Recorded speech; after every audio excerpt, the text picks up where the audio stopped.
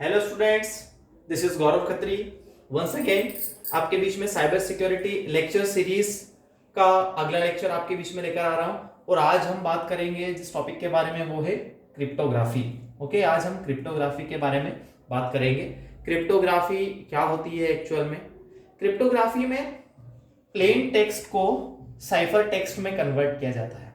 ठीक है, सीधी सी बात है, प्लेन टेक्स्ट को साइफर टेक्स्ट में कन्वर्ट किया जाता है। अब कैसे कन्वर्ट किया जाता है?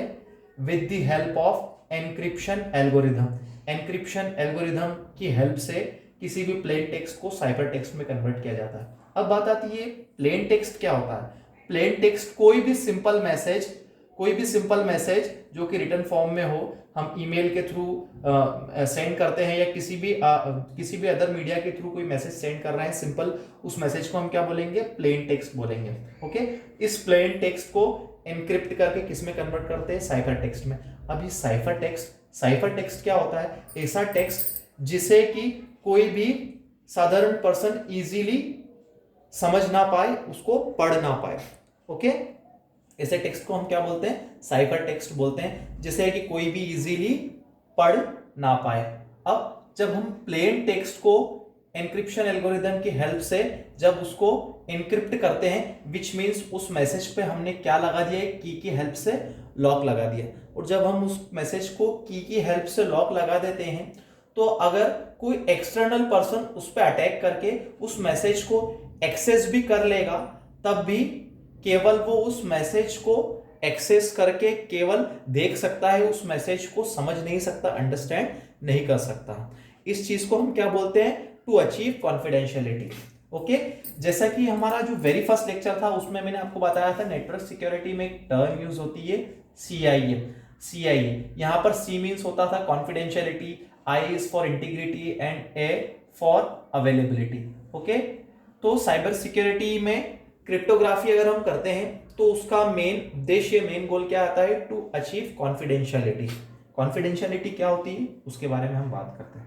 सपोज इंडिया से किसी दूसरी कंट्री में हम एक पर्सन को मैसेज सेंड कर रहे हैं ओवर अ मीडियम, किसी मीडियम की हेल्प से हम उसको मैसेज सेंड कर रहे हैं। अब एक कंट्री से दूसरी कंट्री पर अगर हमको मैसेज सेंड करना है तो कोई डेडिकेटेड लाइन तो होगी नहीं जिसके थ्रू हम मैसेज को सेंड करें। उसके लिए हमें एक ऐसे मीडियम की रिक्वायरमेंट होगी जो कि ऑल ओवर द वर्ल्ड वो जो मीडियम है वो क्या हो? फैला हो। तो जब हम किसी मैसेज को एक कंट्री से दूसरी कंट्री पर हम सेंड करते हैं, उस केस में हम किसका यूज करते हैं? एक मीडियम का, इंटरनेट का हम यूज करते हैं।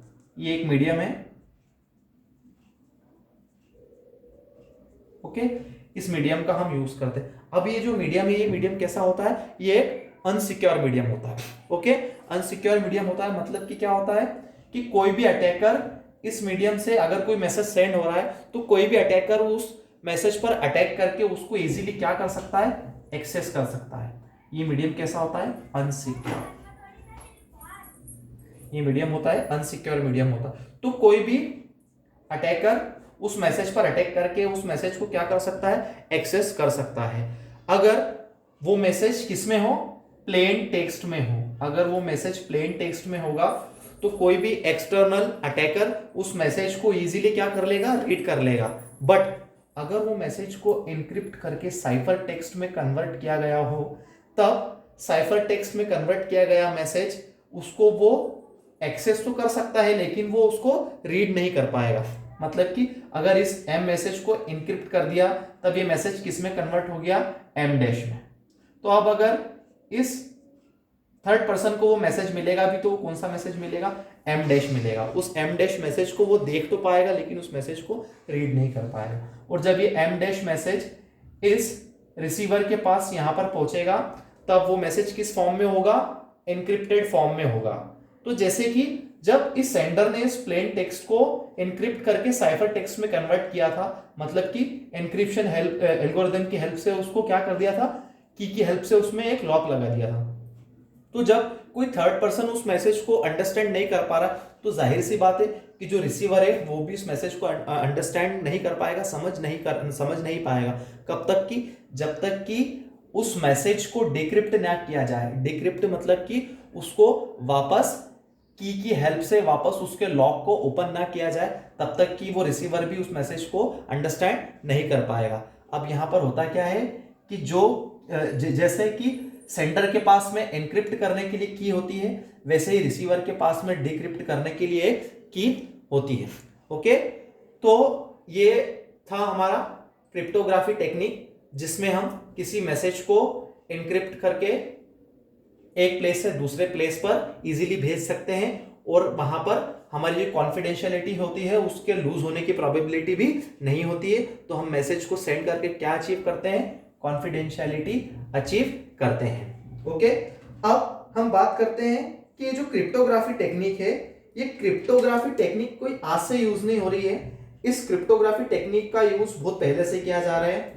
रोम जो कंट्री थी, वहां पर एक राजा थे जिनका नाम था सीजर। सीजर नाम के एक राजा थे, वो उस टाइम से ही इस टेक्निक का यूज कर रहे हैं। तब वो क्या करते थे कि इस टेक्निक का यूज करके अगर उन्हें किसी दूसरे राजा से बात करना होती थी, तब वो अपने मैसेज को एनक्रिप्ट कर देते थे या एनकोड करके सेंड करते थे, ताकि अगर बीच में कोई अटैक कर उस मैसेज पर अटैक कर भी ले, तब भी उस मैसेज को वो समझ ना पाए। तो इस तरह से वो उसको एनकोड करते थे। तो उसमें जो मैसेज था वो कन्वर्ट हो जाता था, साइफर टेक्स्ट में कन्वर्ट हो जाता था। और ओके, तो ये टेक्निक पहले भी यूज की जाती थी।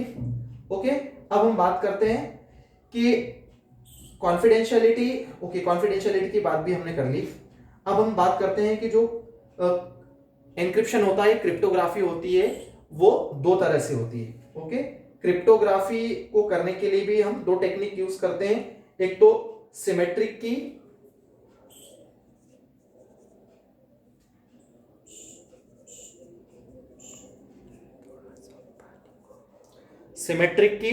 एंड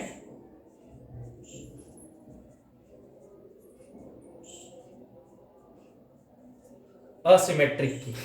अब सिमेट्रिक की मतलब क्या होता है, किसी मैसेज को लॉक किया गया है, एनक्रिप्ट किया गया है, तो वो मैसेज केवल अपनी सेम की से ही, जो रिसीवर है वो सेम की से ही उस मैसेज को क्या कर पाएगा, अनलॉक कर पाएगा या ओपन कर पाएगा। और सिमेट्रिक की इंक्रिप्शन, असिमेट्रिक की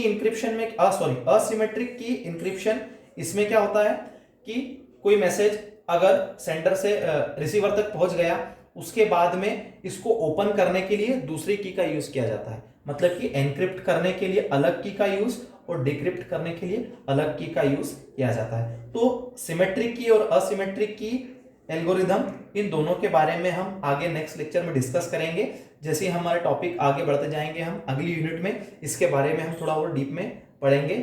ओके, अगले लेक्चर में हम इस पे बात करते हैं।